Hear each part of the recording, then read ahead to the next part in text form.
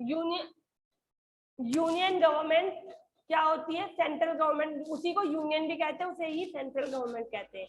Is known as a central government, जो मैंने बताया, is govern the whole country, जो पूरे देश पर शासन करती है। जो गवर्नमेंट का जो टाइप पूरे देश पर शासन करता है, पूरे देश को कंट्रोल करता है, वो आपकी यूनियन या सेंट्रल गवर्नमेंट होती है। It's main function is to make laws and implement them. उसका काम होता है कानून बनाना और उन कानूनों को देश पर लागू करना। यस निष्ठा।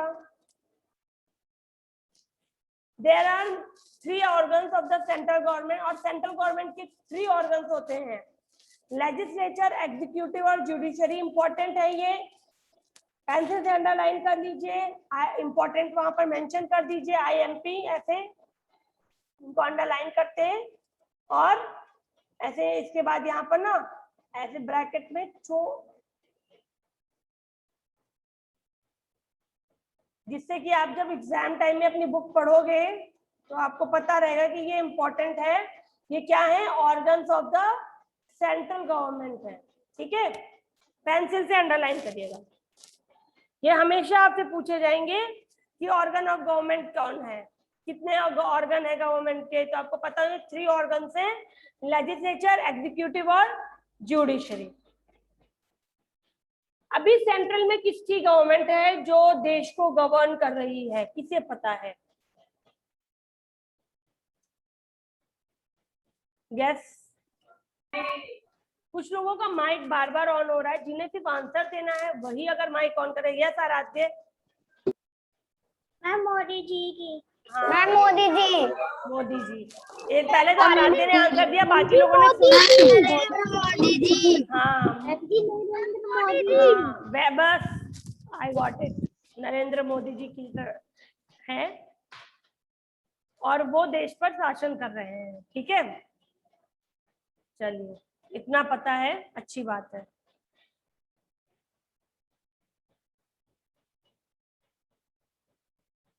देन अब लेजिस्लेचर क्या होता है आपको ये जानना है। जो वर्ड लेजिस्लेचर आया है, लेजिस्लेचर मीन्स होता है law making body of government. Law means कानून, नियम। गवर्नमेंट का वो ऑर्गन, जैसे आपकी बॉडी में आईज का काम क्या है? आई के एक ऑर्गन है, उसका काम क्या है? देखना। ईयर का काम क्या है? हियरिंग। नोज का काम है स्मेलिंग, है ना? वैसे ही सेम प्रोसेस गवर्नमेंट के ऑर्गन करते हैं। जो लेजिस्लेचर ऑर्गन है वो लॉ मेकिंग करता है, यानी कानून बनाने का काम करता है। आदित्य राज, रीडिंग कर रहे हो या कहीं पढ़ रहे हो या बातें कर रहे हो? सॉरी, रीडिंग कर रहे हो या बातें कर रहे हो किसी से? बुक को देखो और उसको समझो। पूछा जाता है लेजिस्लेचर क्या है, लेजिस्लेचर का मीनिंग क्या होता है, तो आपको पता होना चाहिए लेजिस्लेचर लॉ मेकिंग बॉडी है। इसका काम है कानून बनाना, लॉ बनाना। जो भी आपके कानून है, जिनको आप छोटे छोटे कानून जो आप जानते हैं, जैसे बच्चों के लिए भी बहुत से कानून बने हुए हैं, आपको पता होने चाहिए कि 14 ईयर्स तक बच्चों को सिर्फ पढ़ने का अधिकार होता है। वो किसी जगह पर कोई जॉब नहीं कर सकते हैं, कोई उनसे जबरदस्ती नौकरी नहीं करवा सकता है। इस घर के काम के अलावा, घर के काम मम्मियाँ कहती हैं वो हमें करने होते हैं, वो हमारे पेरेंट्स कहते हैं, बट ये नहीं कि अब कह दो ये कानून बना हुआ, इसे नहीं कहना है। कोई बाहर आप कहीं पर ऐसा जॉब, जैसे आप देखते हो होटलों में या अन्य जगहों पर आप देख सकते हो बच्चे वॉकिंग कर रहे थे, वो गैर कानूनी इलीगल होता है, वो नहीं करना होता है, ना वो करा सकते हो ना उस बच्चे को करना चाहिए। बच्चों का इस समय जो वो है कि उनको सिर्फ अच्छा खाना, अच्छे से पढ़ाई और अच्छी हेल्थ होनी चाहिए, उनको अच्छी फैसिलिटी मिलनी चाहिए कि अगर वो बीमार है तो डॉक्टर को दिखा सके। आपके ये राइट्स हैं, तो उनको बचाने के लिए लॉ बनाए जाते हैं। जो हमारे अधिकार होते हैं, जैसे अब आपका अधिकार है कि घर में कि आप छोटे हैं तो आपको कोई नहीं मारेगा, आपको एक अधिकार दिया, आप किसी को नहीं मारेंगे या और आपको कोई नहीं मारेगा, ऐसा कुछ आपको बताया।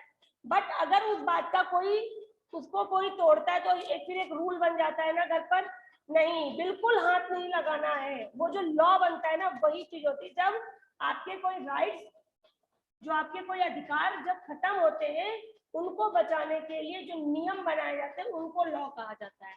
जो ये क्वेश्चन मैंने इसलिए बताया क्योंकि मे भी कुछ बच्चों के दिमाग में ये आ रहा होगा कि लॉ लॉ कल से सुन रहे हैं, लॉ होता क्या है?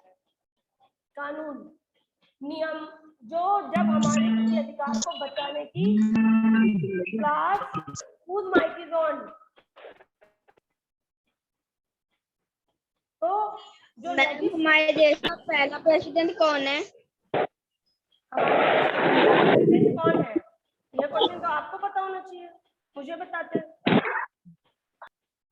अभी माइक ऑन रखो, ऑफ रखिए, आगे हम बताएंगे। अभी तो पूछूंगी भी मैं आपसे, ये तो बहुत बार हम जीके में भी पढ़ रहे होते हैं, फर्स्ट क्लास में बताया जाता है।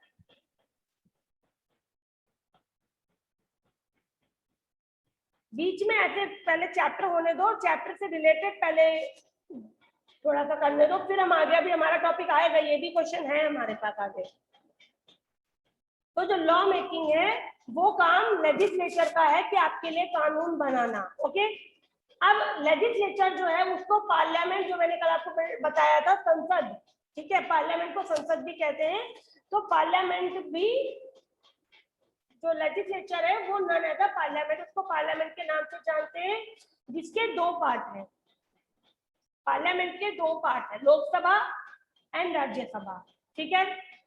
These houses make laws on the matter of national importance. जो टॉपिक देश के लिए जरूरी होते हैं उन पर ये जो दोनों हाउसेज हैं ये कानून बनाते हैं। Then law making is a step by step process.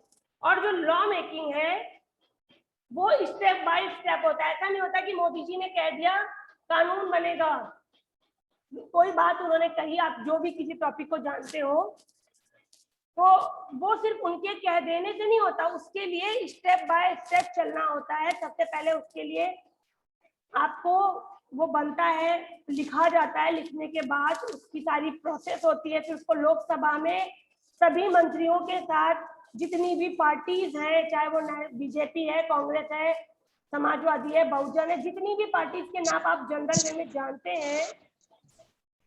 किसी का माइक बार बार ऑन हो रहा है, मुझे अच्छा नहीं लगता।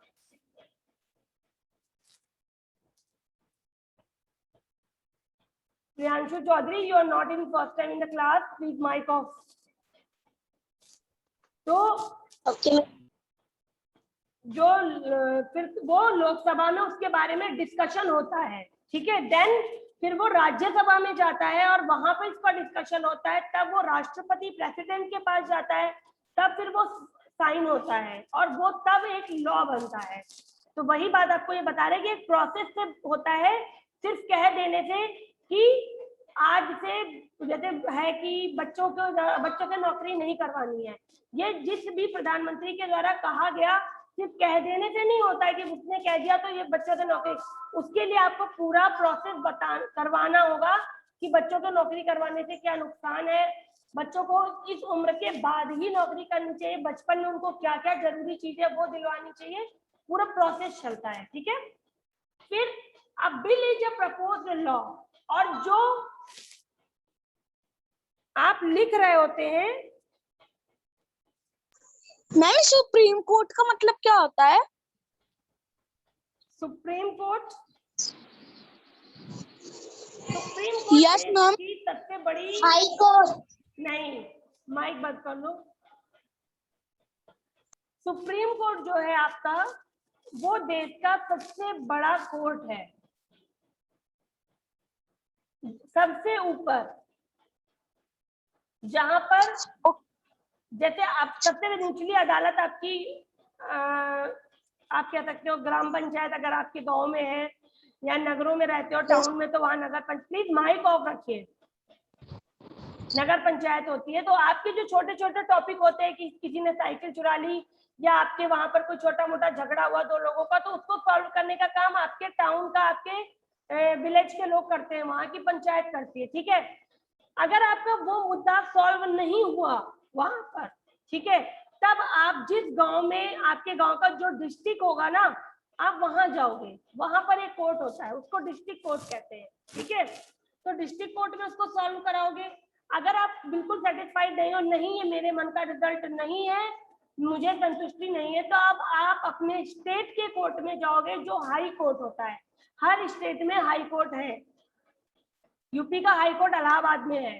तब आप अपने स्टेट के कोर्ट हाई कोर्ट में जाओगे, वहां भी आपको डिसीजन बताया जाएगा कि नहीं ऐसा ऐसा है, ये रिजल्ट आपका आता है, यानी आप ये जमीन आपकी है या साइकिल आपकी है, जो भी कुछ रिजल्ट वो जज आपको देगा।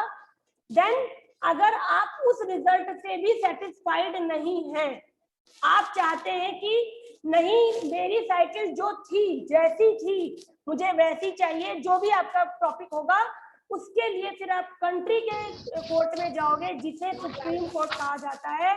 और वो हर कंट्री में सिर्फ एक होता है। इंडिया में भी एक ही सुप्रीम कोर्ट है जो दिल्ली में है। जितने स्टेट है उतने हाई कोर्ट है आपके यहाँ, इस बात को ध्यान रखना। बाकी पूरी कंट्री, एक कंट्री है आपकी भारत, जिसका एक कोर्ट है मैम स्टेट 29 है, तो मैम जो कोर्ट है मैम वो भी 29 होगा। हाँ, कुछ स्टेट जिनके एक ही जगह पर होंगे, जैसे पंजाब और वो है, तो इनका शायद एक दो जगह पर, बाकी है ऑनलाइन होंगे या होंगे? क्या?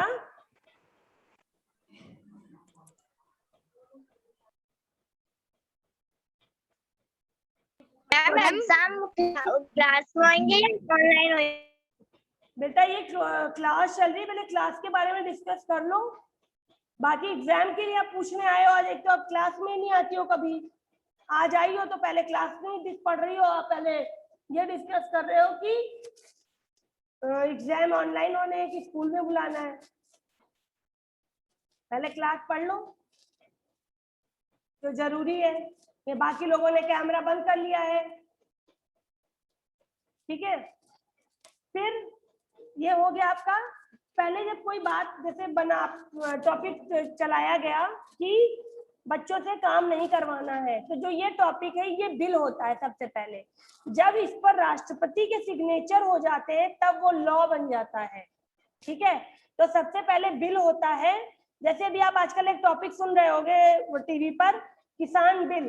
अभी जाड़े में भी आ रहा था ना किसान बिल, सुना था? यस मैम, फिर माइक यस मैम मैंने सुना है। माइक ऑन क्यों कर दिया?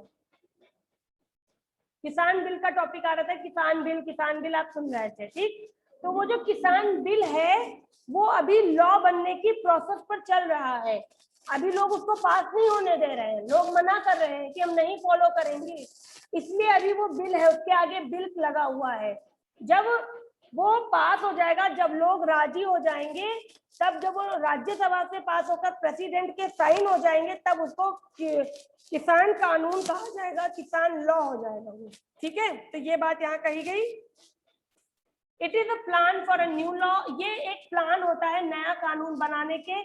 A bill can become a law only if it is passed by both houses of the parliament and signed by the president. कोई भी जो बिल होता है वो तभी लॉ बनता है जब दोनों हाउसेज में, लोकसभा नीचे, सबसे नीचे आपकी लोकसभा होती है, फिर राज्यसभा होती है। कभी कभी आपसे जनरल वे के जो क्वेश्चन जीके का, जैसे आपका वो होता है ना जीके का क्विज कंपटीशन देते हो आप, तो उसमें पूछा जा सकता है कि लोकसभा को और किस नाम से जानते हैं। तो लोकसभा को लोअर हाउस कहते हैं और राज्यसभा को अपर हाउस कहते हैं, जान लीजिए। लोकसभा आपका लोअर हाउस है और राज्यसभा आपका अपर हाउस होता है, ठीक है। या ये भी पूछा जाता है पार्लियामेंट के अपर हाउस और लोअर हाउस का नाम बताइए, तो आपको पता होना चाहिए lower house Lok Sabha, upper house Rajya Sabha, ठीक है। तो जब दोनों हाउसेज में वो पास होता है, उसके बाद वो प्रेसिडेंट ऑफ इंडिया से साइन हो जाता है, तब वो बिल जो होता है वो लॉ बन जाता है, ठीक है। अगला, लोकसभा को हाउस ऑफ पीपल भी कहा जाता है, ये भी इंपॉर्टेंट है।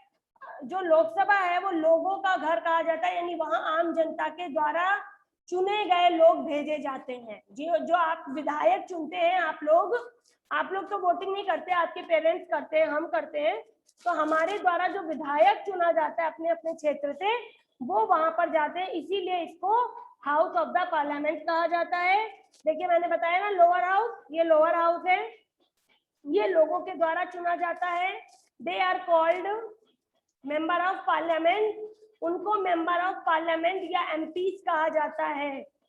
जो विधायक होते हैं ना उनको एमपीज कहते हैं, यानी मेंबर ऑफ पार्लियामेंट, क्योंकि उनको हम आप अपने एरिया से चुनकर भेजते हैं।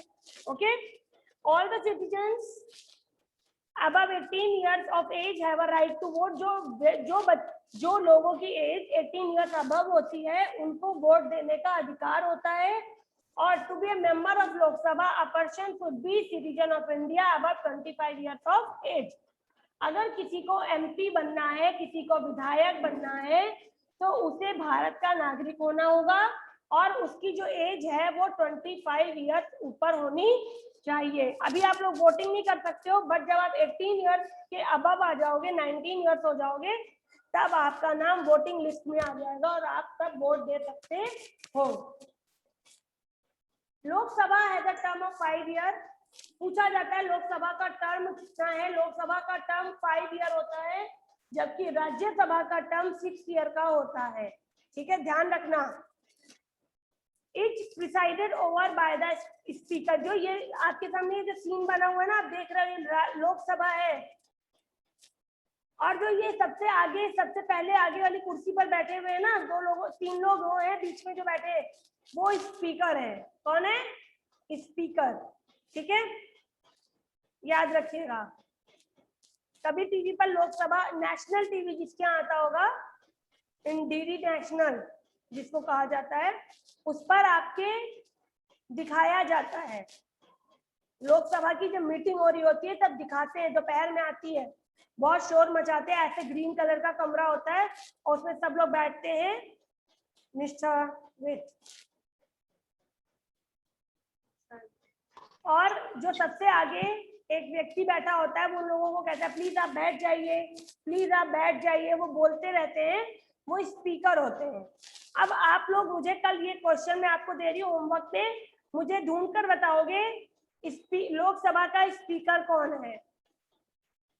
ठीक है, देखते हैं कल कौन कौन बताता है, आराध्य को छोड़ के। आराध्य तो ढूंढ के ले आएगा। इसके अलावा ठीक है, स्पीकर ऑफ लोकसभा कौन है, कल मेरे को बताना है। देखते कौन बताता है। ठीक मैम, जो अभी है? हाँ, जो अभी लोकसभा के स्पीकर हैं, कल बताओगे। ठीक है, फिर अब राज्यसभा पढ़ रहे हैं। राज्यसभा में जो पार्लियामेंट का अपर हाउस है, यहाँ पर 250 मेंबर होते हैं। इसमें मेंबर्स के नंबर आते हैं। ठीक है, ये पूछा जाता है कितने मेंबर होते हैं।